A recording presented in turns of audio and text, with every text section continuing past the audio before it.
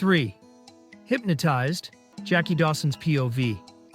Hearing the doorbell ring twice, I checked my phone to see the time. It was only 8 a.m. Now who the hell is so eager to die? With my half-closed eyes, I opened the main door and... "Good morning, sir," Bellram greeted energetically.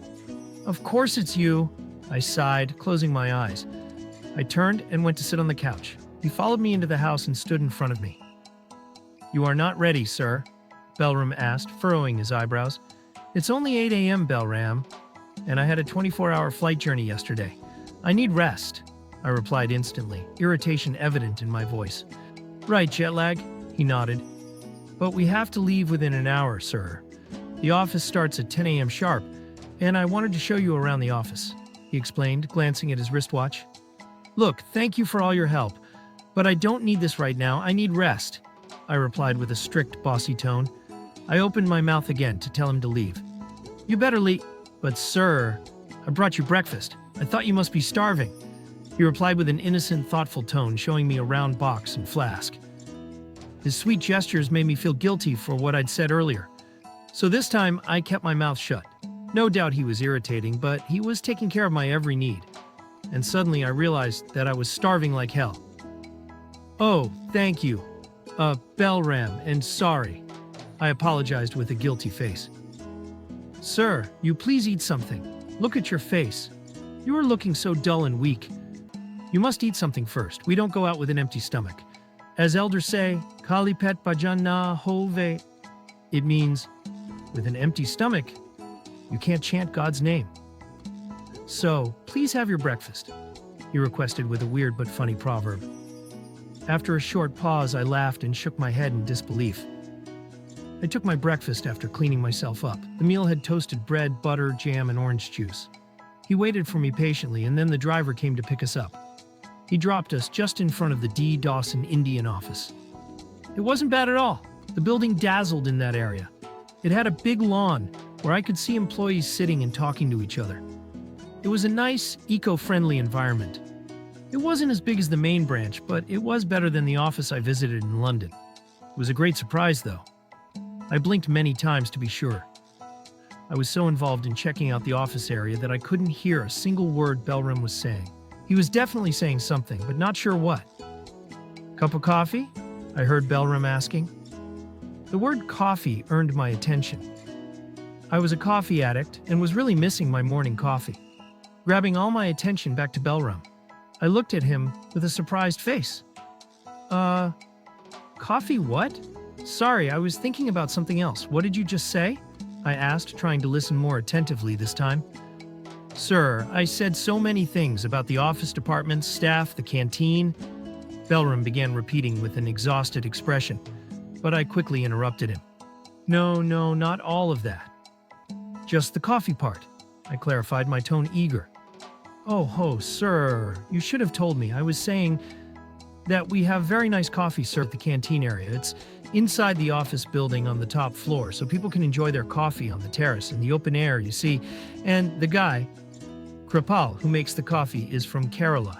Very famous for his coffee-making skills, sir, he explained with a bright smile, nodding rapidly. "I see," I replied with a grateful smile, already picturing a cup of rich, steaming coffee. Bellram then proceeded to introduce me to the managers and other higher-level employees before showing me my office. It was impressive, a perfect mix of sophistication and comfort.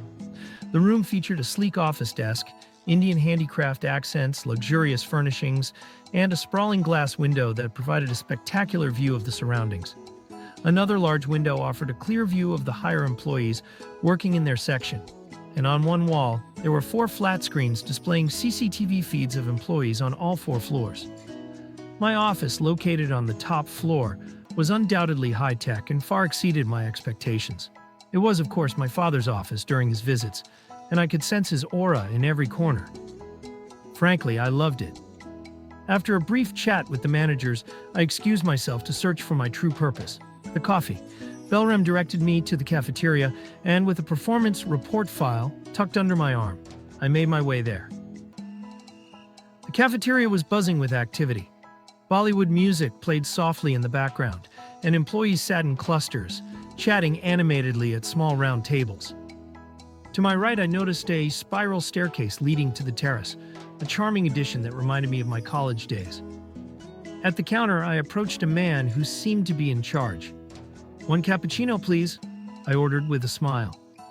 The man nodded, smiling back, and began preparing my drink. Knowing it would take a few minutes, I leaned against the counter and opened the file to glance at its contents. As I adjusted my position, the top corner of the file suddenly jolted as it struck something, or someone. Startled, I looked up to see what, or who, I had hit. My eyes landed on a hand, fair-skinned and delicate, instinctively covering its owner's collarbone. My gaze traveled upward in the blink of an eye, and I was met with the sight of a girl. Her face contorted in pain, her eyes tightly shut, eyebrows furrowed, and lips parted to reveal her clenched teeth. For a moment, I froze, unsure of what to say or do. Looking at her expression, I realized the sharp edge of the file had hurt her badly. With a shocked and guilty face, I apologized. I am sorry, Miss, I didn't realize someone was standing behind me. I am really sorry. Are you okay?" Suddenly, her eyelids lifted, revealing the true beauty of her eyes. The darkest shade of black, her eyes were big enough to hypnotize anyone. Slightly wet and glossy, they could draw someone in for hours. They seemed like black holes in the universe. Once caught in them, there was no escape. My gaze then moved to her soft, rosy pink lips, her angelic fair cheeks, and her long dark golden brown hair cascading freely. Her ears were adorned with black metal earrings, studded with yellow stones, adding an elegant touch. When I shifted my focus to her outfit, I noticed she was wearing something bright yellow, sunshine yellow to be precise. I wasn't sure what it was called, but I had seen many Indian girls wearing similar attire in movies. She looked like a golden fairy in that vivid shade, the color perfectly complementing her unique complexion. As I stared at her, maybe for years, or so it seemed, she cleared her throat, looking around uncomfortably, avoiding my gaze. "Sir, your coffee?" someone called out, but I ignored it, still mesmerized by the wonder standing before me. The girl glanced up at something behind me, then back at me, with an unfriendly expression.